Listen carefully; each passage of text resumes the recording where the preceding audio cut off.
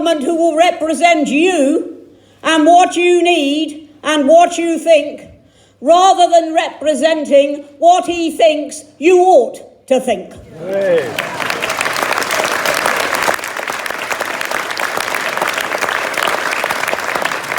I just want to ask you some very simple questions.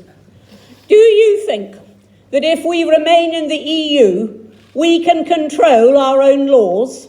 No. Or our own borders? No. Or our own trade deals? No. Or be governed by our own democratically elected government? No. Well, those 4 no's are why people voted in 2016 to leave the European Union.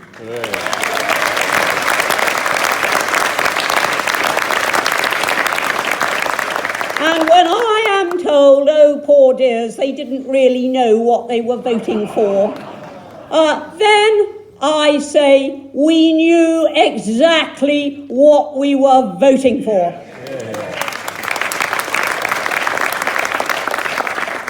Now, all politicians fail on promises from time to time, but usually that is because external events get in the way. On this occasion, we have had 3 years of fudge, confusion, obfuscation, misleading statements, and getting absolutely nowhere, not because something unpredictable and quite inevitable happened, but simply because Parliament does not want to do what the country told it wanted to do.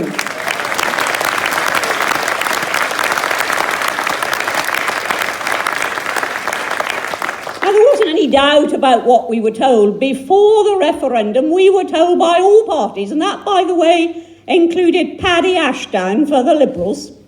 We were told by all parties that the result of the referendum would be fully respected and implemented. Oh, they didn't stop there. In 2017, they told us the same thing again, when the manifestos of both major parties contained the clear statement that if elected to government, they would deliver Brexit. And 498 MPs voted to implement Article 50. And you might have thought at that moment that we were going. But we're still there.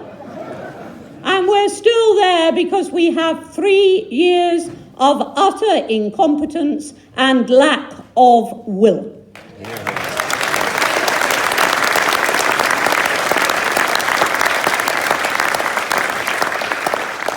OK, Annunciata's been a member of the Conservative Party for 35 years. Whoa, I've been a member for 55 years.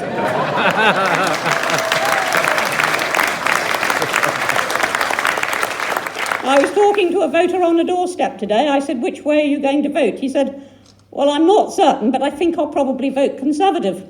I said, why? He said, because I always have. I said, yes, so have I. But when that sort of loyalty is challenged to the point where people feel that they have to leave a party that they have served faithfully for decades, when even MPs will tell you behind their hands that they are going to vote for the Brexit Party, even though they represent a different party in Parliament, when activists who have pounded pavements in the old days, filled in envelopes, done all the things that they have done over the years, when vast numbers of those people say, we can't do this anymore, we want a clear vision, we want a clear purpose, and above all, we want democracy. That is why people have flocked to the Brexit Party's banner.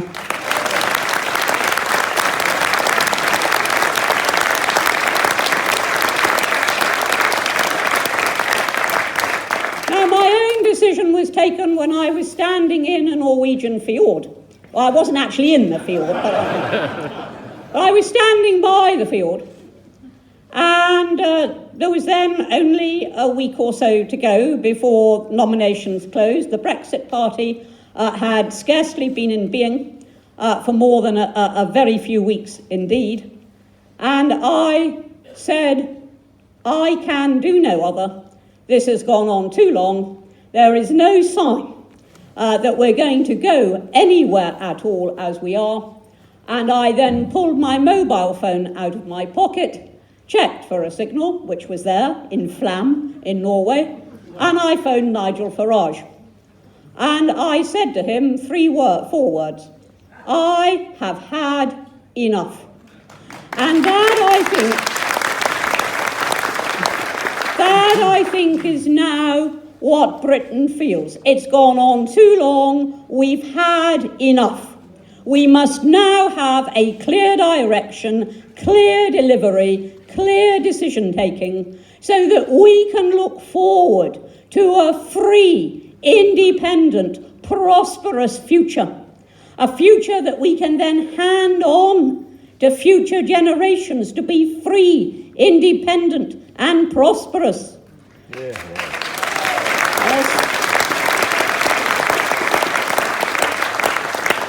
And we should also remember this. There will be celebrations going on this week.